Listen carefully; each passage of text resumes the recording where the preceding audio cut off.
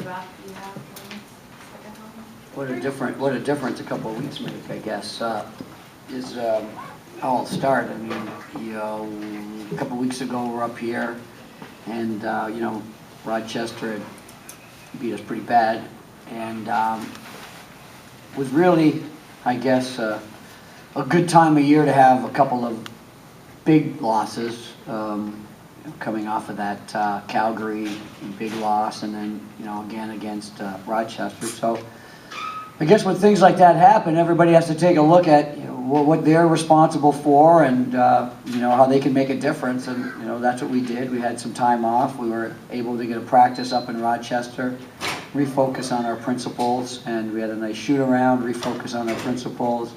And you know, we're a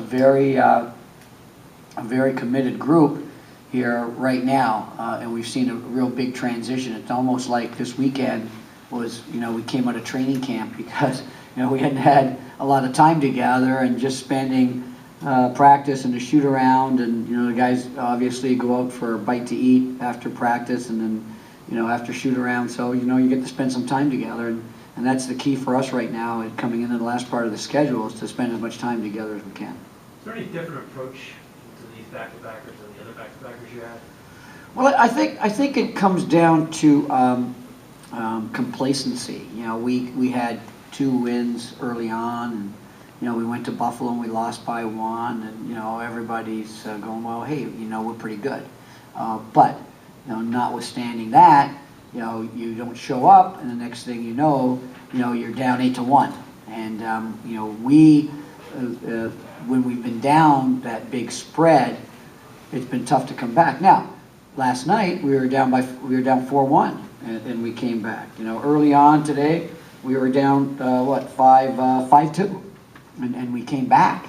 So what we're seeing is you know, a little bit of it takes us a little bit to get going, and once we get going, we seem to feel really good and confident, and you know, we get that right feeling back, that right attitude, and that right focus. And you know, that's what we talked about. You know, the 3 rights: the right focus, and you know, the right attitude, and the right feeling. And you know, that's a good bunch of guys right now that's feeling really good about themselves and have the right attitude.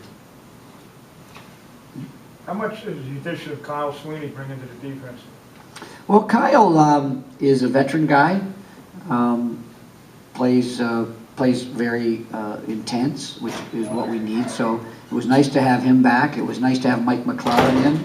So you know, we had 2 new roster players, you know, for this weekend, and both you know, replacing some young guys. So you know, that does help a lot to have, you know, guys at that level, you know, coming on our roster. And when did you sign Jordan Seelock? Well, you know, Jordan Seelock's in our plans, and he's you know, he's coaching at Robert Morris in Pittsburgh, and he was able to look at his schedule and see when he can make some games. So we're excited. I mean, you know, I think every team right now is looking at their player personnel, and they're, you know, and seeing where they can fill in. You know, that March 12th deadline is right around the corner. It comes up pretty quick. So you really have to start preparing, you know, a couple months ahead of time. Otherwise, you get left out if you don't fill some holes that you think you have to fill. So that's what we're doing right now. We're filling out our roster. We're going to fill out our practice squad as well. Coach, I have one last question for you. Yeah. What happened with Jeff Reynolds? Jeff Reynolds stepped on a ball in the warm-up and went over on his ankle. So we were one play, and it happened, you know, by the time he was diagnosed that he couldn't play, it was already, you know, face-off was ready to go, and so, you know, these players battled one less player. So not only did we battle the next day, not the next night, we battled with one less player on that penalty on our bench, and then we also battled. We lost Brett Mandy through the game with his, you know, he had this hamstring that bothered him, so he had some issues with his finger and hamstring. So, you know, you're looking down the bench, and it was pretty thin. So you got to give credit to these players. I mean, they just wouldn't give up. They fought and battled right till the end. I think you got Miller a lot more involved in the transition game today. Yeah, you know, when we talked about it at the beginning of the season, you know, when B. Miller and our defense gets us those holds, then, you know, we know our offense is going to come. I mean, we do. we've got a lot of power up there, we've got a lot of strength, and we're just, you know, getting our chemistry together, and our task cohesion's really coming. You can tell we're really moving the ball, we're swinging the ball, we're cutting to the goal hard, and we're creating space for each other. You know, when that happens with, you know, the players we have, we're very dangerous, which, you know, we scored 14 goals tonight. Talk about the way how your team closed it out at the end.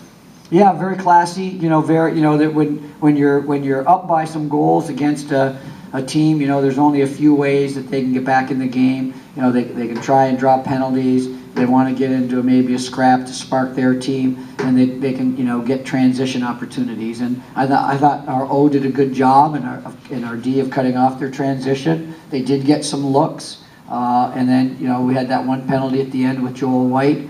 But besides that, we really kept our composure, and, you know, very proud of our players. One more question for Coach. Anything else? Okay, thanks. Thank you.